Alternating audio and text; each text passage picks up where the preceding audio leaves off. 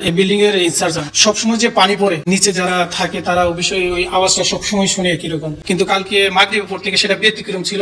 আপনার সাধারণত কঙ্কর টাইপের কঙ্কর বালি যখন উপর থেকে ফেলে দেওয়া হয়, এগুলো কোনো কিছুর সাথে বাড়ি গিয়ে যখন নিচে নামে এটার একটা আলাদা আওয়াজ থাকে, ঠিক ওইরকম একটা আওয়াজ। তখন আমার সন্দেহ হলো কি বাইরে দিয়ে কোনো কেউ চুরি করার জন্য কোনো প্ল্যান করতে গেছে না, ওয়াল ভাঙতে গেছে। তখন আমি পার্শ্ববর্তী দুইটা বিল্ডিং এ ছাদে গেলাম, গিয়ে টস মেরে দেখলাম যে বাইরে দিয়ে কোনো সমস্যা নেই। তখন আমার ধারণা হলো এটা বাথরুম হতে পারে, কারণ অনেকের বাসায় বিড়াল পালে, কবুতর পালে, যখন পায়খানা টাখানা আছে এগুলো কোনো কমেন্টের ভিতর দিয়ে ফেলে দিচ্ছি কিনা। তো এটা তো সাধারণত নিচে গিয়ে কিন্তু আমার পাইপ ফেটেও গেছে, পানি পড়তেছে। তখন আমি চিন্তা করলাম যে এগুলো কেউ ফেলতেছে, আমি যে নিষেধ করি। তখন আমি এখানে আসলাম। তো এমনিও তাদের একটা পারিবারিক সমস্যা ছিল, তাদের পারিবারিক সদস্য আছে। এই প্রথমে আপনার 8 তারিখ সন্ধ্যা 6:17 দিকে ফুটেজ অনুযায়ী এই মহিলা 6 জন ছেলে রিসিভ করছে। উনি বলছে ওনার আত্মীয়। পরবর্তীতে ওর স্বামীকে আমি ফোন দিলাম যে আপনার কোনো ঘরে অনুষ্ঠান আছে কিনা, কোনো নাই। কেন?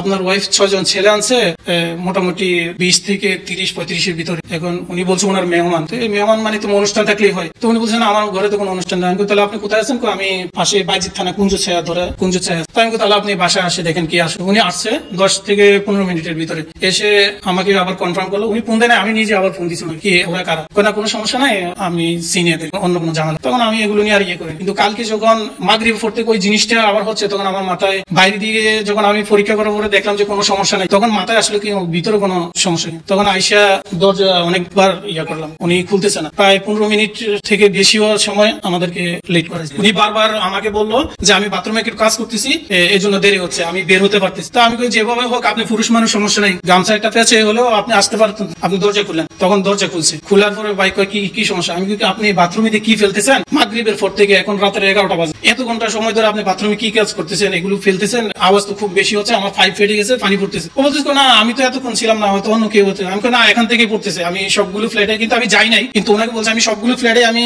বলে আসছি না। আমার ধারণা ছিল আমি লিফটে দিয়ে এক ফ্লোর উঠে নিচের দিকে আস্তে আস্তে চেক করে যাবো, কিন্তু উনি দেখছি কথা একটু গরমিল বলতেছে। তখন আমি ফট করে আগে বাথরুমে, যেহেতু বলছিলাম বাথরুমে কাজ করে, তখন সন্ধ্যাবেলা আমি বাথরুমে ঢুকলাম। ঢুকে দিয়ে পুরো বাথরুমে আপনার কাপড় চোপড় ছড়ে ছিটিয়ে আছে। এরপর আপনার কমেডির ভিতরে একটা মগ দেওয়া, গোছলের মগ যেটা, সেটা দেওয়া। আমি মগটা সরালাম বলে দেখি 2টা টুকরো মাংস ওইটার ভিতরে ভাসতেছে। তাই বলছি ভাই মাংসগুলো কি কেন? তো উনি আবার আমাদের এই মাস শেষে বাসা ছেড়ে দেওয়ার কথা। তো উনি যে কোনো আমাকে বলছিল আমি যে কোনো মুহূর্তে চলে যাবো। আপনার বাসা ছেড়ে দিয়েছেন, আপনি যে কোনো মুহূর্তে সমস্যা। উনি লেবারও ঠিক করেছিল, সকালে লেবারও আসছিল আজকে সকালে। তখন ও বলতেছে আমি ফ্রিজ পরিষ্কার করতেছিলাম, কিছু মাংস ছিল আমি এখানে ফেলে দিচ্ছি, পানির সাথে চলে যাবে। তো আমি বলতেছি না, আপনি তো মাগরিবের পর থেকে আমি আওয়াজটা পাচ্ছি, এখন আপনি অন্য কোনো কিছু করতেছেন। পরবর্তীতে আমি কাপড় চোপড় গুলো সরালাম, সন্দেহগুলো দেখতেছি আপনার কিছু ব্লাডের চিহ্ন পাওয়া গেছে, আবার ছোট ছোট কিছু মাংসের টুকরো। তখন আমি বললাম এগুলো কি? তখন আমার মাথায় আসলো যে ওর ওয়াইফকে তো দেখতেছি না, শুধু ঘরে উনি। তো আমি বলছি আপনার ওয়াইফ কোথায়? কয় কালকে যে 40 লোকগুলো আসছিল পারিবারিক, ওদের সাথে ও চলে যায়। আমি না, ও তো আমার চোখের সামনে যাইতে দেখিনি। আপনি কি ওরা মেহমান যারা তারা নামার 2-3 মিনিট পর আপনি নামলেন না, আপনি ওদেরকে গাড়ি ঠিক করে দিলেন। যারা বাইকে আছে বাইকে চলে গেছে, বাইকে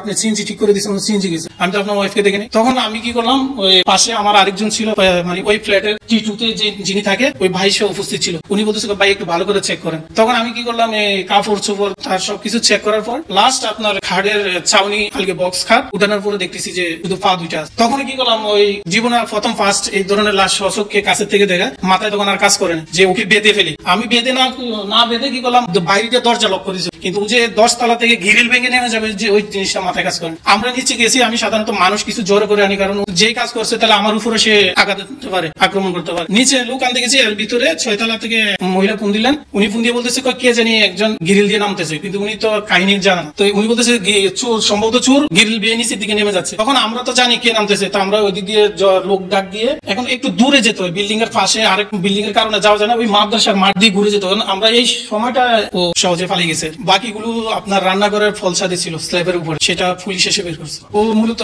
ড্রাইভার ছিল, ওর নিজস্ব গাড়ি ছিল, যেগুলো ডকুমেন্ট পুলিশ বাইরে ফিকার ড্রাইভার প্লাস মালিক। এর বিস্তারিত আমরা জানি না, কারণ সে আমাদের আপনার ঈদের আগে উঠছে। ওটার পর মনে করেন বাসা টাসা গুছাইতে তো 6-7 দিন লাগে। এর ভিতরে ওদের ঝামেলা কখন থেকে তো জানি না, মহিলা চলে গেছিল, প্রায় 1-1.5 মাসের মতো মহিলা ছিল না। ওর বাচ্চা একটা আছে আপনার ক্লাস 1-এ পড়ে, 5 থেকে 6 বছর বয়স হবে। ওই ছেলেটাকে তখন ওই দেখাশোনা করার জন্য ওর বোনকে এনেছে, ছেলের বোনকে, তখন ও দেখাশোনা করছে। এর ভিতরে ওই আমার যখন মহিলা চলে গেছে, আমাকে বাসা বলছি ভাই এই সমস্যা, ও চলে গেছে, বাসা থাকা যাবে কিনা? আমি না, ফ্যামিলি বাসা ছাড়া তো আমি থাকতে দিব না, আপনি বাসা ছেড়ে দিতে হবে। তো যখন মহিলা চলে গেছে, তখন আমার টাউট হলো যে ভাড়াটা আমি রাখবো না, তখন জবাব দিয়ে দিছি এই মাসের শেষে চলে যাওয়ার কথা। মহিলাকে আবার এনেছিল 2 তারিখ কি 3 তারিখ, টাইমটা সঠিক নেই, 2 কি 3, এই 2-1 এর ভিতরে মহিলাকে এনেছিল। আবার এনে বলতেছে আমি তো আমার ওয়াইফকে নিয়ে আসছি, আপনি যে বাসা আরেকজনকে ভাড়া দিয়েছেন যেটা ক্যান্সেল করে দেন, আমি থাকবো।